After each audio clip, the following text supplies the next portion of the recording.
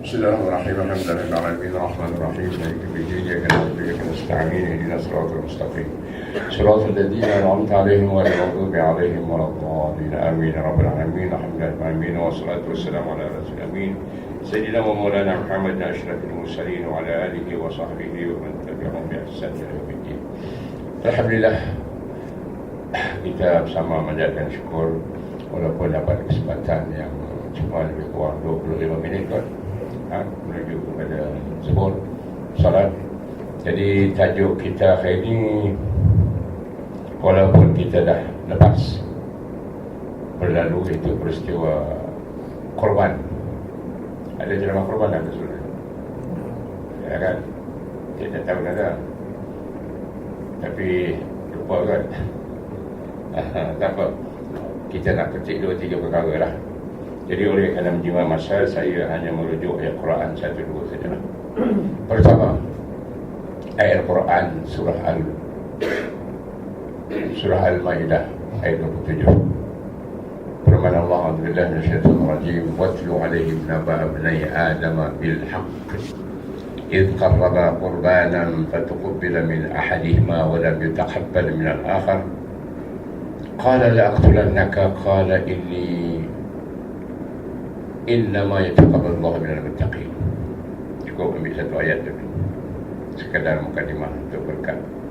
Firman Allah, bacakanlah olehmu hai Muhammad akan cerita dua orang anak Adam yang dengan sebenar-benarnya, yakni ia benar berlaku, iaitu ketika kedua-dua anak Adam itu membuat korban, maka dia terima Allah korban dari salah seorang dari kedua mereka itu, iaitu korban Habil, dan ditolak Allah korban yang seorang lagi, iaitu korban Qabil.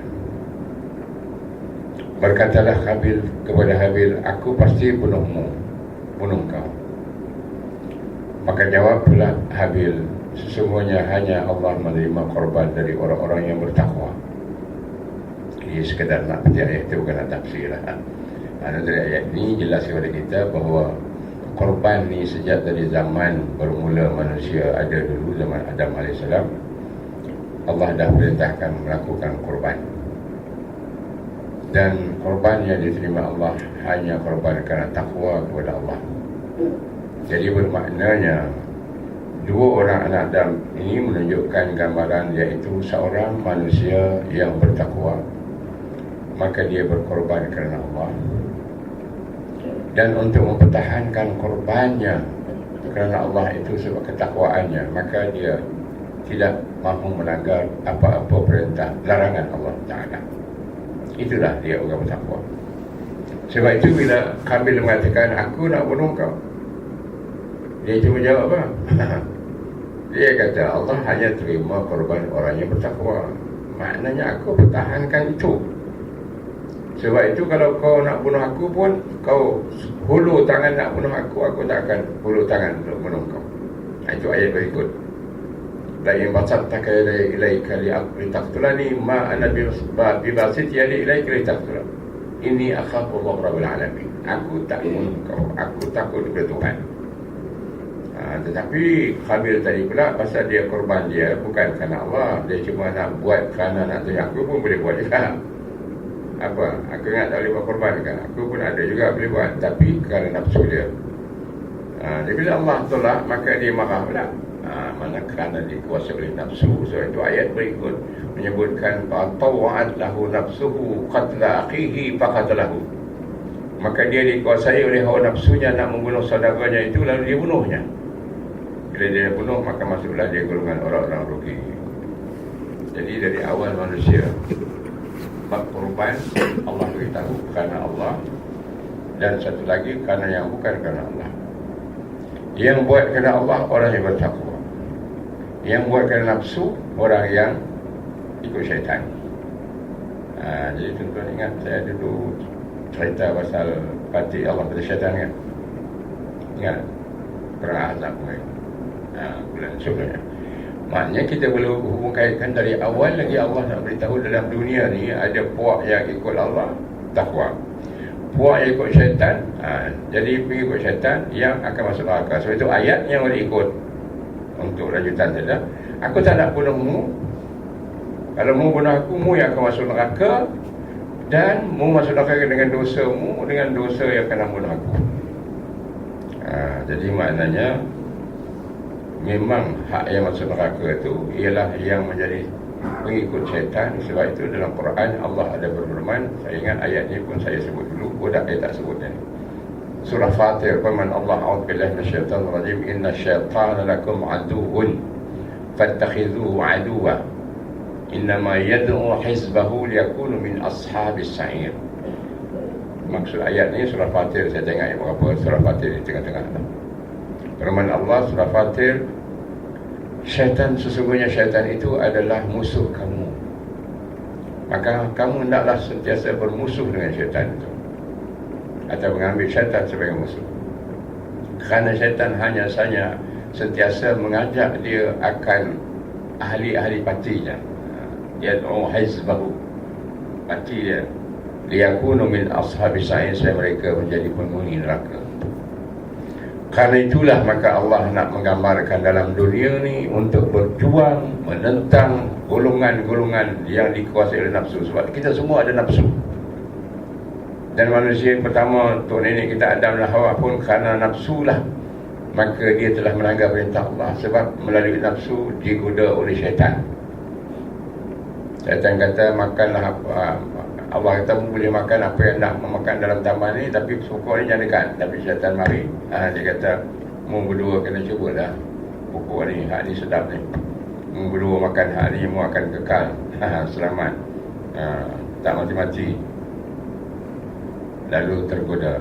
Jadi daripada mula, oleh kerana kita dalam dunia sentiasa berjuang melawan hawa nafsu, dipanggil berjihad.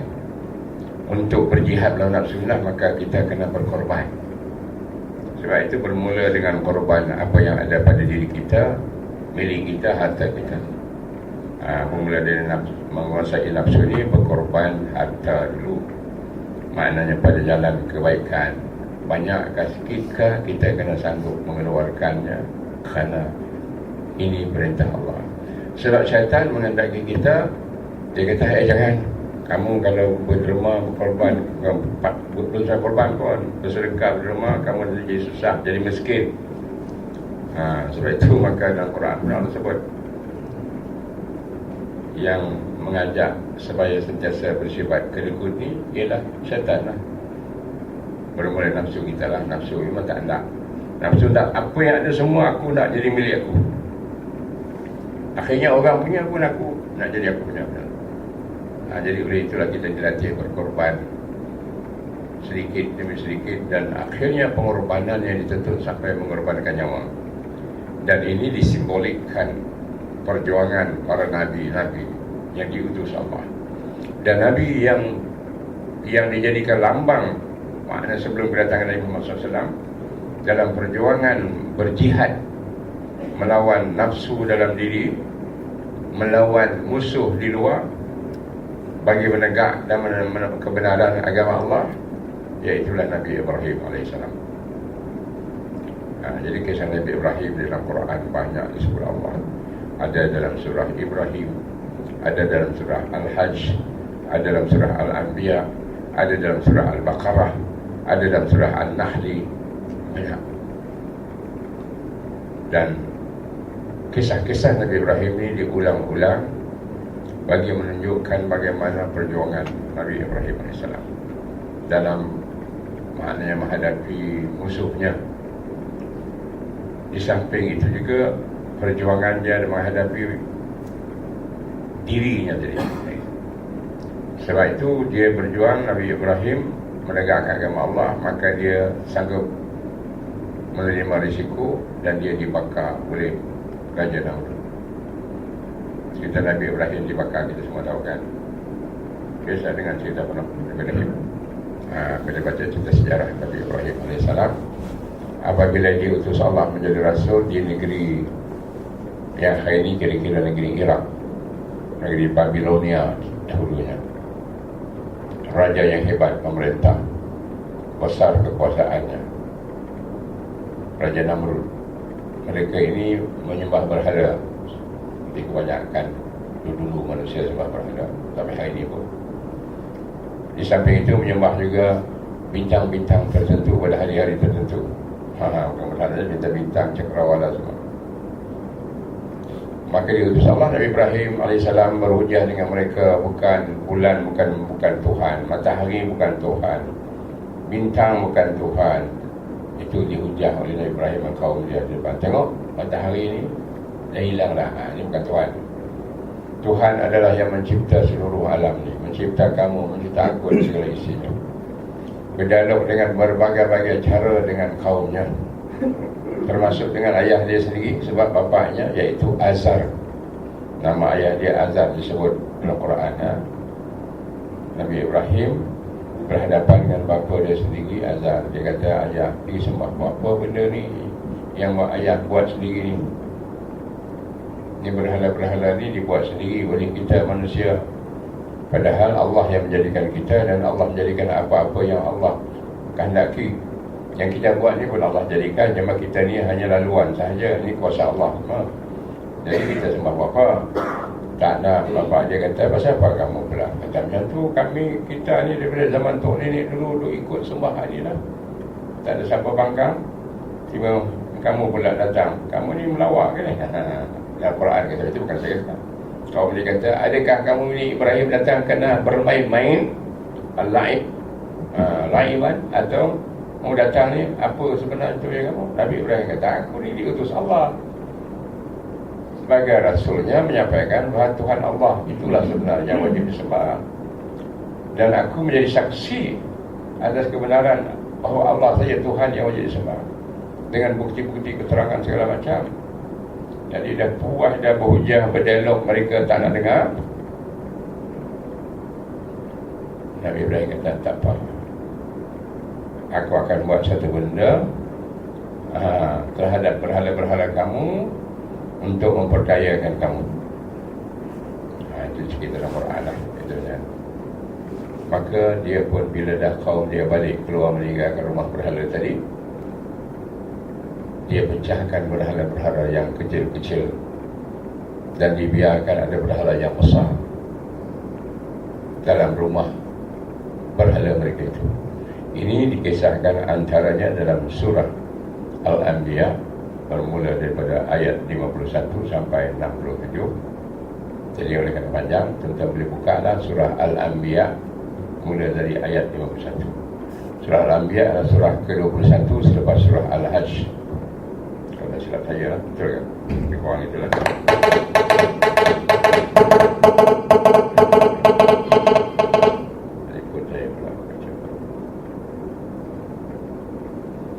Begitu juga dalam surah As-Saffat, surah selepas Yasin, surah ke-37, daripada ayat lebih kurang 90-an sampai 100 lebih.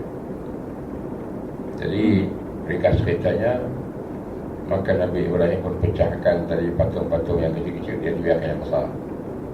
Dia kata besok mereka mari, mereka aku nak tahu nak buat, suruh mereka tanya kepada patung. Dia pun sambil masuk rumah berhala tu,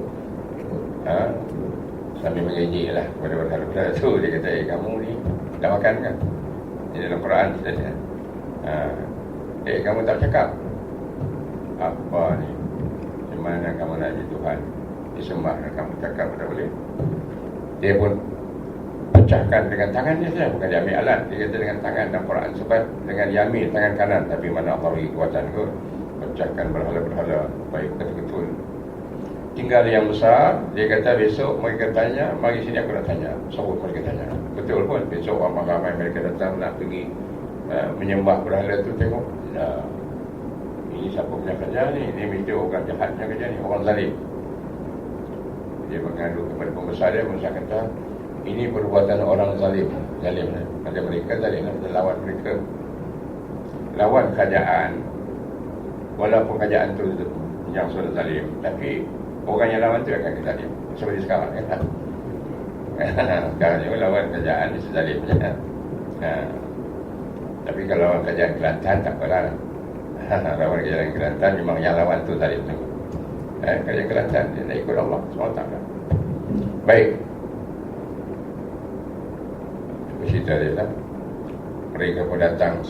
Lalu ada yang kata, adalah kami tahu orang yang buat ni. Ada seorang muda yang selalu kata-kata kepada berhala Tuhan kita ni, nama dia Ibrahim.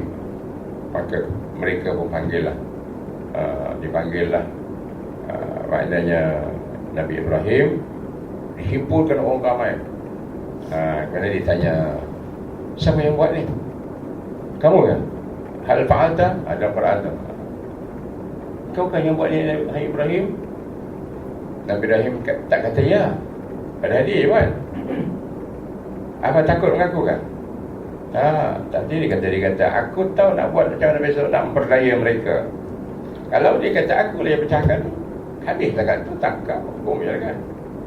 Tapi dia tak nak. Dia kata bukan tu, tanya hak besar sekali tu, dia tu yang buat.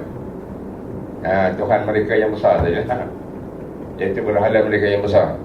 Quran tak sebut nama apa berhala tu yang besar, tapi yang besar dalam Islam. Mereka pun nama-nama berhala ni tak sama ikut kaum dan masa. Kalau Hindu, berhala yang paling besar berhala apa? Hak Batikip kan? Tahu? Mereka dah tahu ni. Murugan. Tuhan Murugan dia. Itu yang paling besar. Maknanya Tuhan Murugan ni berhala yang paling besar bukan di Malaysia. Berhala paling besar di dunia. Murugan. Sami Bilu kata 2 minggu lepas, kan dia ada demonstrasi. Tahu tak demonstrasi minggu lepas? Di Batikip kan? Membantah pembangunan kondominium 29 tingkat tak jauh daripada Bukit Bukit. Jadi dia kata ini melindungi nanti ini berhala kita punya patung Murugan, iaitu yang terbesar di dunia. Jadi yang ni tak sampai lah macam tu kot. Bila mereka kata macam tu, dia kata, mu tanyalah.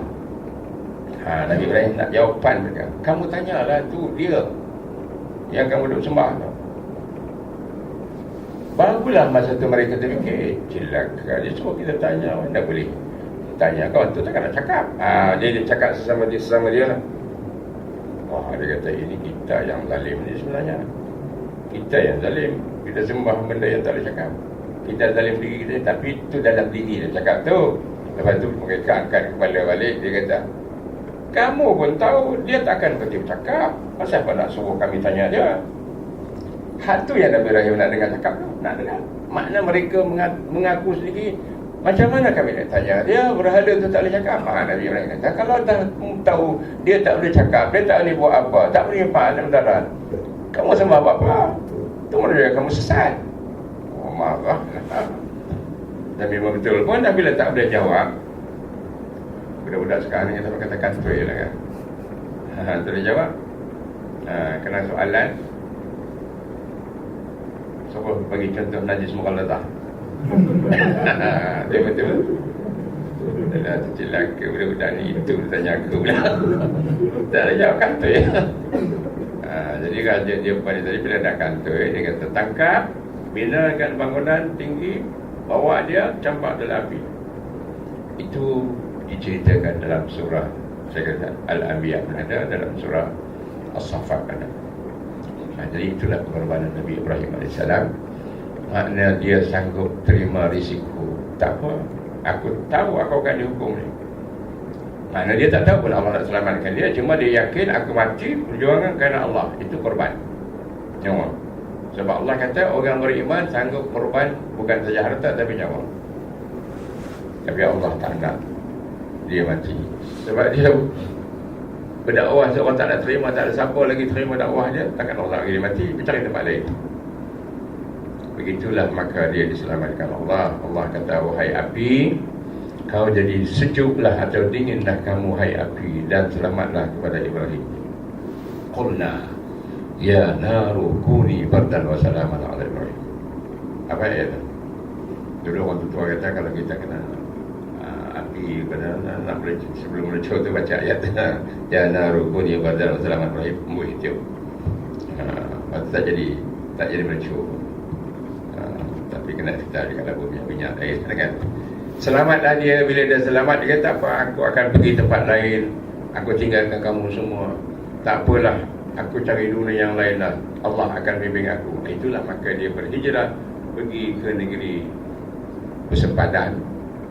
Daripada Iraq tu dia pergi ke Jordan. Dulu tak nama Jordan lah, bumi Madian. Jumpa di sana Nabi. Dia jumpa Nabi Shu'aib, Nabi Ibrahim bin Shu'aib, Nabi Lut. Lepas tu dia pergi ke Palestin. Lepas Palestin dia pergi ke Mesir. Tengok makna perjalanan dalam dia berjuang nak dakwahkan. Dan akhirnya Allah perintahkan dia bawa, lepas tu dia berdoa minta Allah bagi dia anak. Lepas dia meninggalkan bumi Babilonia, lepas kena bakar tadi tu, dia menikah, dia bawa isteri dia, kemudian minta kurniakan anak. Allah pun bagi dia anak. Itulah Ismail dari isterinya Hajar, yang Allah suruh dia bawa pindah dari Palestin ke bumi Makkah yang kering kuntang. Zaman tu tak ada manusia, tak ada air, yang ada batu dan pasir, tak ada tumbuhan. Itu lagi satu pengorbanan. Tadi korban nyawa dan diri sendiri, ini nak korban pula anak isteri. Dengan maknanya korban kasih sayang kepada anak. Itu namanya jihad nafsu lah. Jihad melawan nafsu kita ni. Memang Allah bagi kita perasaan suka sayang, kasih, tak nak pisah anak isteri kita. Baru anak tunggal, itu anak yang pertama. Ishak belum ada lagi dikurniakan Allah, belum dapat anak dia yang namanya Ishak, dari isterinya Sarah. Tapi kerana ini perintah Allah. Bayangkan tuan-tuan dari Palestin pergi ke Makkah, berapa punya jauh zaman tu. Jalan kaki memang tak mungkin lah kot. Naik unta lah zaman tu. Naik unta pun paling kurang sebulan. Tiba-tiba dah sampai itu paling kurang. Kalau berehat berhenti pula sehari dua, mungkin sebulan, seminggu, sebulan setengah. Tapi sebaik sampai saja di bumi yang kering kuntang, di lembah bukit gunung Jabal yang berkenaan tadi, letakkan anak isteri di situ, sampai sini je lah kamu, aku nak balik. Boleh. Perjalanan jauh, susah, payah, anak kecil. Isteri tak walau, masa ada satu lagi isteri, masa isteri dah dua dah, itu Hajar dan Sarah. Tapi ini yang dah mengurniakan anak, tinggal. Tak cakap, lepas tu pusing belakang, jalan. Lalu isteri kata, kenapa pula abang campak tinggal kami sini, tak ada siapa? Tak jawab. Ini perintah Allah kan, mengganggu. Bila kata perintah Allah kah dia mengganggu, Hajar pun tak ada protes apa-apa. Itu contoh perjuangan jihad muslimat pula.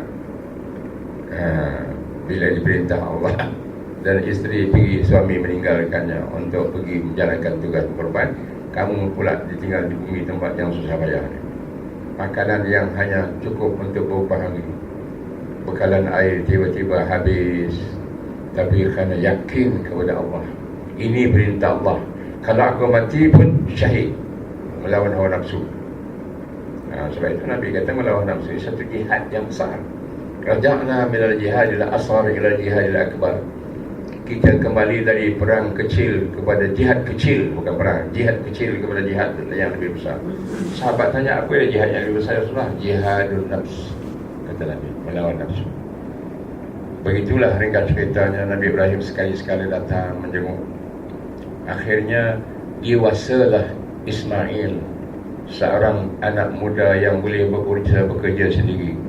Datang Nabi Ibrahim, dia pun tolong ayah dia yang sekali datang jumpa menziarah. Masa tu Makkah sudah mempunyai penduduk. Kerana kehabisan makanan Hajar tadi, bekalan untuk dia dan anak Ismail, Allah kurniakan air Zam-Zam di bumi yang kering kuntang itu. Dengan ada air Zam-Zam itu, manusia pun lalu lalang singgah, bertukar-tukar air itu dengan bahan makanan, dan akhirnya mereka ada yang tinggal menetap berniaga. Maka sudah jadi negeri yang terbuka. Hiduplah dia di bumi Makkah yang sudah mempunyai rezeki dan air. Tapi bila dah besar Nabi Ibrahim datang, Allah suruh boleh pula anak dia. Itu disebut dalam surah As-Saffat tadi, ayat bermula 102. Falamma balagha ma'ahu as-sa'ya qala ya bunayya inni ara bil manami anni azbahuk fanzur madza tara qala ya abati fa'al ma tu'mar satajiduni insyaallah minas sabirin. Tatkala anaknya telah boleh berusaha sendiri sambil membantu ayahnya, iaitu anak dari Nabi Ismail lah, bunuh Nabi lagi Ismail bagusnya, ayahnya tadi Ibrahim. Maka berkatalah si ayah, iaitu Nabi Ibrahim, wahai anakku, aku bermimpi dalam tidurku yang aku akan menyembelihmu. Maka apa pendapatmu? Fikirkanlah apa pendapatmu. Fanzur maza tara, itu makna mu fikir, suruhan, fikirkanlah apa yang kamu nak bagikan pandangan. Maza tara tu mana your opinion kalau orang kata.